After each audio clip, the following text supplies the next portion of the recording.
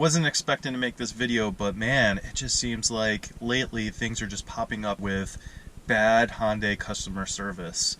In my own experience, just bringing in my 2022 Elantra N in for its first complimentary service, they put in the wrong weight oil. Well, according to me, according to them, it accepts 3 different oil weights, even though that's not outlined in the manual. It doesn't match what Hyundai customer care says and what some dealerships have in their system.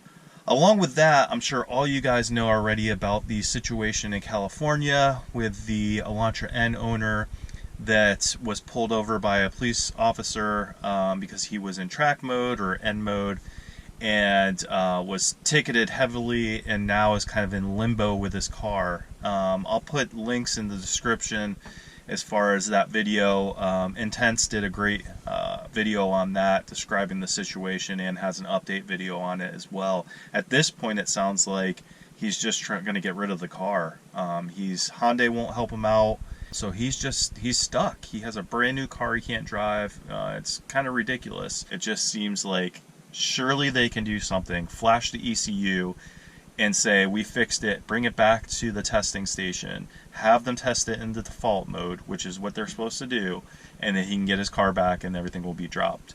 Now, the newest thing that's going on that I just came across is I am on a group on Facebook, and one of the admins on that site, who also happens to be a Hyundai tech, just had his engine blow up.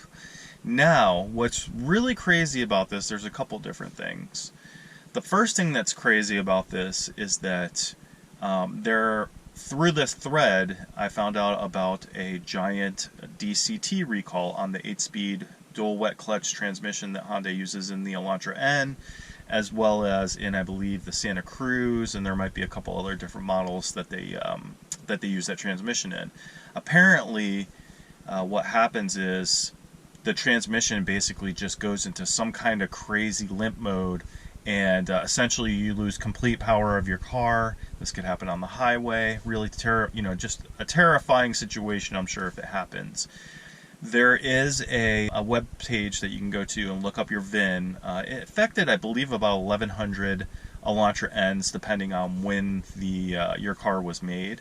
So I would highly suggest you go to the site, look up your VIN, and make sure that you're not affected by this open recall, because that could be a really dangerous situation. Now, the reason I mention this is because the situation that this Hyundai tech ran into with his engine blowing up, he thinks is very much related to the DCT issue. He does have a DCT.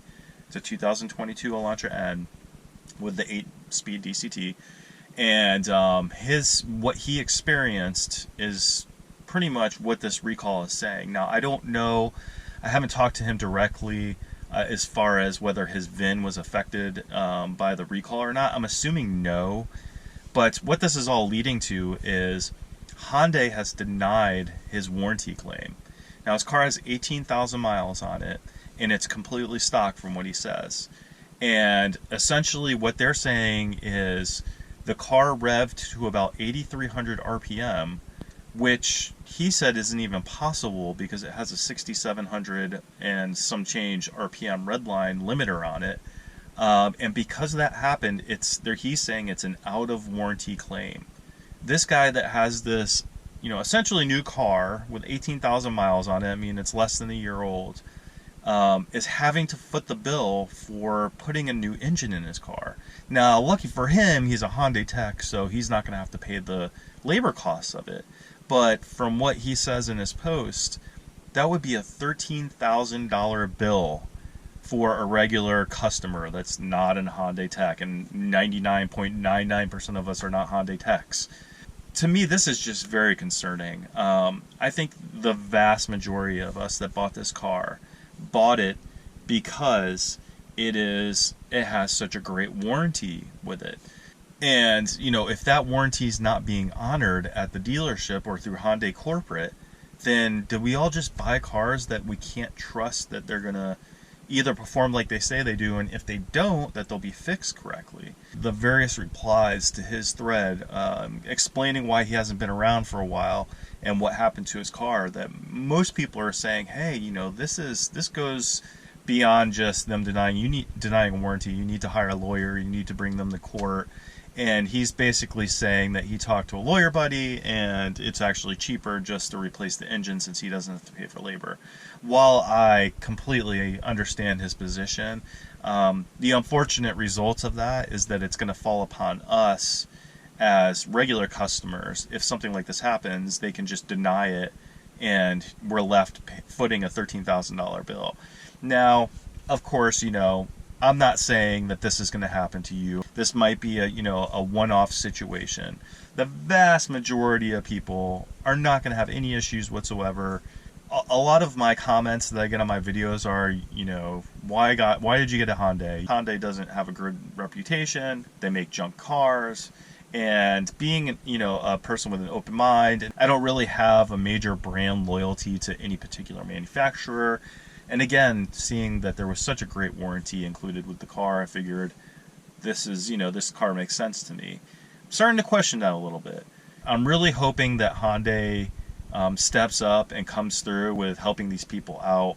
Let me know your guys' thoughts on this. You know, how would you feel if something like this happened to you? Have you had anything happen? Let me know if you've had any kind of warranty claim that's been denied or you've had major pushback on. Even if it's not a warranty claim, just let me know your overall experience with Hyundai service. Let me know your guys' thoughts on this. Till the next video, guys, peace out.